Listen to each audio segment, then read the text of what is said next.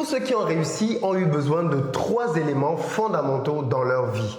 Dans cette vidéo, je vais les partager avec toi afin que tu puisses voir toi-même à quelle étape tu es dans ton process de réussite. Le 3e élément est super important et pourtant très peu de personnes en parlent. Reste jusqu'à la fin de la vidéo si tu veux le connaître. C'est parti!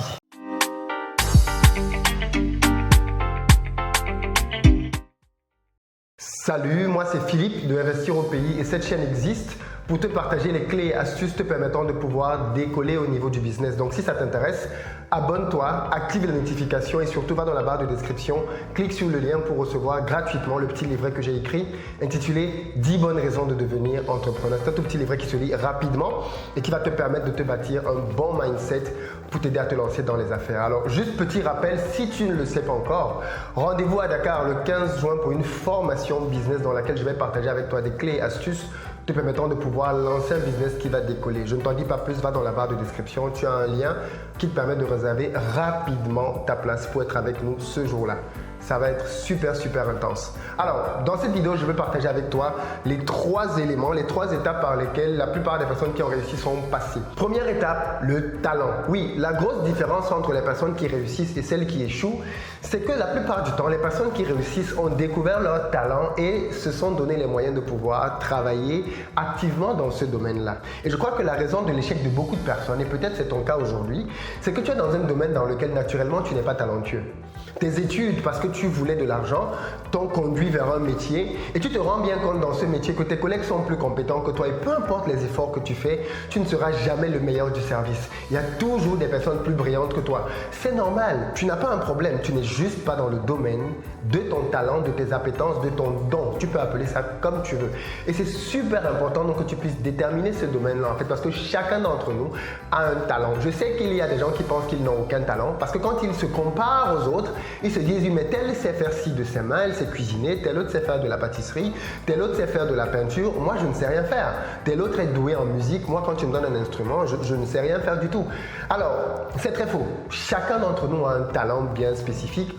Et c'est vrai que le vrai drame dans nos vies justement, c'est que, et c'est l'une des choses que je reproche à l'école, c'est que l'école nous traite tous comme si on était identiques, alors qu'en fait on est très différents. Et l'école devrait amener chacun à découvrir son talent et l'aider à le développer du mieux possible. Parce qu'en fait, un talent, c'est comme un diamant.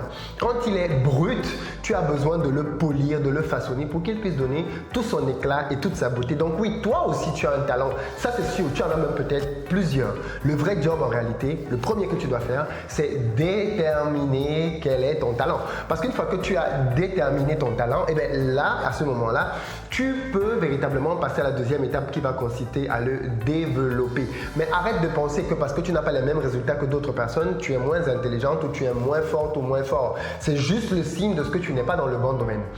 Une des manières de le voir, c'est l'ennui que tu peux avoir à faire les choses. Beaucoup de personnes arrivent à l'école le lundi et n'ont qu'une envie, c'est que le vendredi arrive rapidement. D'autres, c'est au niveau du travail.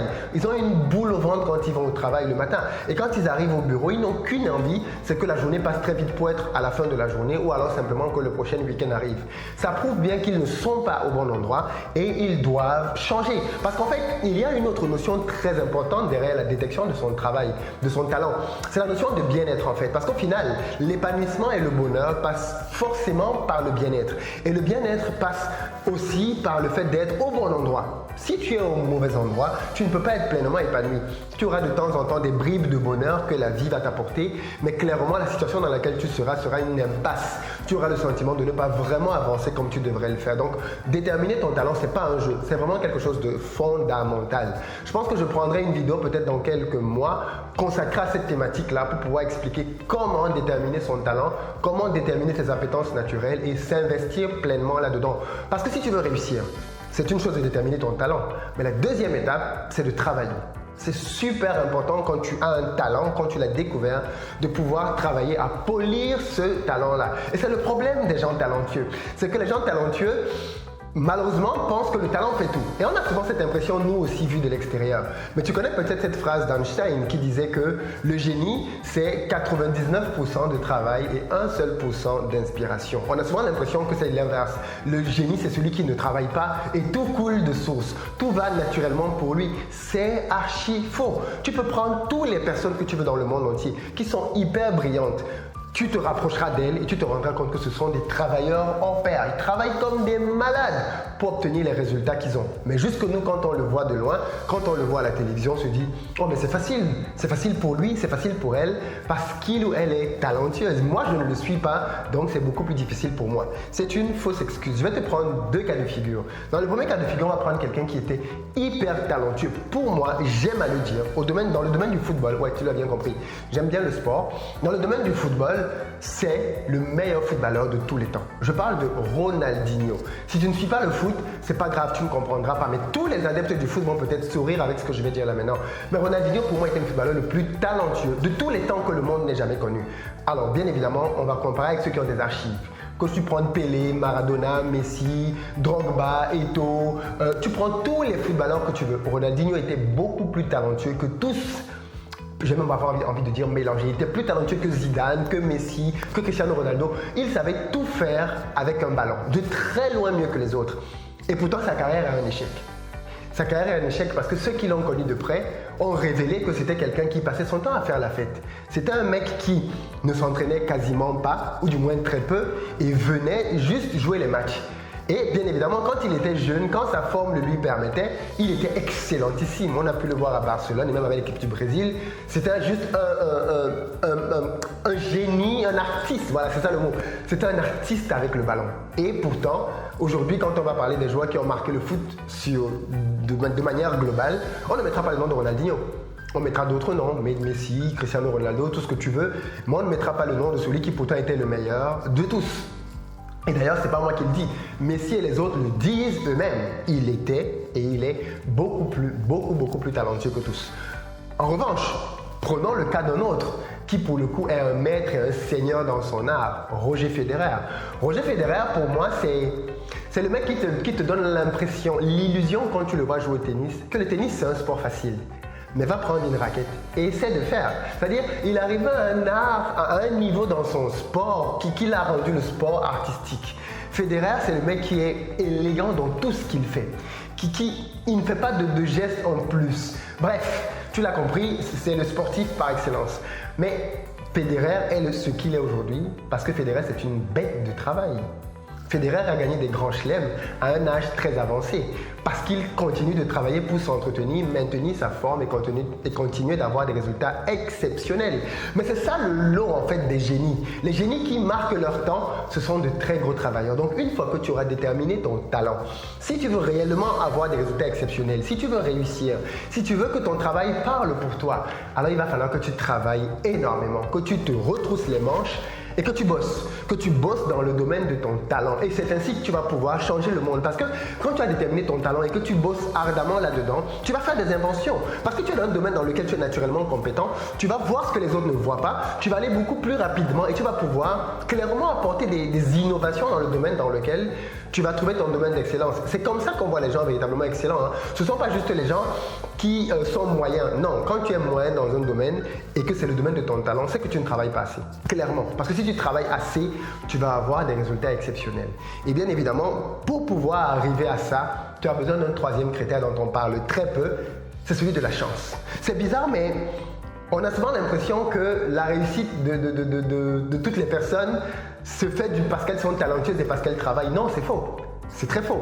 Tu as souvent besoin à un moment donné dans ton parcours d'avoir de la chance. Mais ça, on ne le dit pas assez. La chance est un élément fondamental, crucial dans la réussite de toute personne.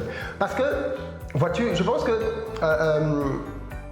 la réussite pour moi, c'est la rencontre entre une opportunité et la préparation. Il faut qu'il y ait cette rencontre, c'est cette étincelle qu'on appelle la chance. C'est le fait que tu ailles à un endroit de manière fortuite et tu rencontres là-bas quelqu'un qui va te permettre d'aller à une autre étape dans ton business. Quelqu'un qui va te mettre en relation avec des gens qui vont te permettre de te propulser. Quelqu'un qui va te voir et il va voir qu'en fait, mais lui ou elle, il a un potentiel inouï. Tu as tellement de personnes comme ça qui, prenons le cas de basketteur Joel Embiid, pour ceux qui suivent un peu la NBA, Joel Embiid qui est l'un des meilleurs joueurs de NBA aujourd'hui, c'est quelqu'un qui a commencé à jouer au basket à 16 ans. C'est hyper tard, 16 ans. Mais avant ça, il jouait d'autres sports, il faisait du handball, il faisait du volleyball, il faisait même un peu de foot. Et puis un jour, autour d'un petit tournoi comme ça au quartier, il y a un joueur de NBA professionnel qui était venu là, qui l'a vu, qui a dit « Ah mais ce petit, Il a un potentiel, il peut faire quelque chose. Et ce mec-là l'a pris, l'a amené aux États-Unis et on connaît la suite. Il a fallu qu'il ait quelqu'un à côté de lui. Je crois que c'était Mba Mouté qu'il avait rencontré pour permettre que Joel Embiid devienne le joueur qu'il est devenu aujourd'hui. Mais ce que je dis là pour Joel Embiid est valable pour Steve Jobs, est valable pour toutes les personnes qui ont eu de grosses réussites, est valable pour Dangote. Dangote a eu besoin d'avoir son oncle. Tu as souvent besoin de personnes et quand tu es dans les affaires, tu te rends bien compte que il y a des rencontres qui se font, il y a des déclics qui se font que tu n'avais pas prévus. C'est la chance. Clairement. Et je pense que le facteur chance est un facteur qui est souvent sous-estimé dans la réussite et pourtant qui fait énormément de choses. Mais la bonne nouvelle, c'est que beaucoup de personnes qui ont réussi ont souvent pu se passer, pas beaucoup, quelques personnes qui ont réussi ont pu se passer de l'un des trois, jamais de deux des trois. Personne n'a réussi juste parce qu'il était talentueux. Non, le talent ne suffit pas. D'ailleurs, la preuve, quand tu regardes des émissions du type de Voice dans lesquelles les gens chantent, tu te rends compte qu'il y a des gens hyper talentueux qu'on ne connaît pas. Il y a des gens qui sont beaucoup plus talentueux que des artistes qui sont reconnus internationalement, mais que personne ne connaissait. On a eu le cas avec Suzanne Boyle, par exemple, dans The Voice, je pense, il y a quelques années. Quand cette dame a chanté, mais tu vibres, tu frissonnes quand tu entends Suzanne Boyle chanter. Mais Suzanne Boyle, qui la connaissait? Elle n'a pas le profil pour être une star de la télévision. Elle n'a pas le profil pour être une artiste new-yorkaise ou tout ce que tu veux. Mais quand on a entendu Suzanne Boyle chanter pour la première fois, d'ailleurs, je me rappelle bien, quand elle est venue pour faire son audition, le présentateur s'est moqué d'elle en disant, mais franchement, voilà une de plus qui va nous faire rigoler, parce que tu sais bien que dans ces émissions-là, il y a aussi souvent des cas spéciaux. Et bien Suzanne Boyle, quand elle a pris le micro et qu'elle a commencé, les premières secondes, c'était comme une claque qu'elle envoyait à tout le jury, parce que c'était évident que cette dame avait quelque chose de radieux, de waouh, quoi. Et il fallait qu'elle ait l'opportunité de pouvoir, qu'une émission comme celle-là existe, qu'elle soit sélectionnée et puis qu'on puisse la découvrir. Donc il y a comme ça dans le parcours de tous ceux qui réussissent, plusieurs étapes au cours desquelles la chance a été déterminante. Je ne sais pas ce que tu penses de ces trois éléments, mais clairement ton avis là-dessus m'intéresse. Est-ce que tu connais des personnes qui sont passées par ça? Est-ce que toi-même aujourd'hui, tu es conscient de ça? Est-ce que tu as déjà déterminé ton talent? Parce que c'est la base de tout. Si tu as bien compris mon développement, si tu n'as pas déterminé ton talent, tu peux travailler comme un malade. Hein? Tu n'auras pas des résultats exceptionnels parce que tu seras comme un poisson qui essaie de grimper à un arbre. Tu ne le feras jamais très bien. Alors oui, un poisson c'est trop loin quand même. Comme un chien qui essaie de grimper à un arbre. Le chien peut grimper à un arbre, mais jamais il ne grimpera comme un singe. Jamais, au grand jamais.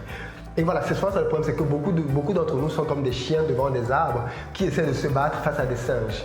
Tu ne gagneras jamais cette bataille. En revanche, si tu prends ce même chien et tu l'amènes sur une piste pour faire un 100 mètres avec les autres singes, là les singes vont paraître stupides. Donc en réalité, pour que tu sois au bon endroit, il faut d'abord que tu détermines tes talents et ensuite donc que tu te donnes corps et âme pour travailler ces talents-là, les polir et ensuite que la chance vienne faire le reste. Partage-moi dans les commentaires ce que tu penses de cette vidéo. Partage-la à tous ceux qui ont besoin de réussir dans la vie. Je pense que tu connais quelques personnes qui ont besoin de réussir dans la vie. Et comme je l'ai dit en début de vidéo, si ma chaîne t'intéresse, si tu veux aller plus loin dans le business, abonne-toi. Et bien évidemment, participe aux différentes émissions que l'on fait les mercredis et les dimanches en soirée au cours desquelles tu peux appeler pour donner ton point de vue sur les sujets du moment.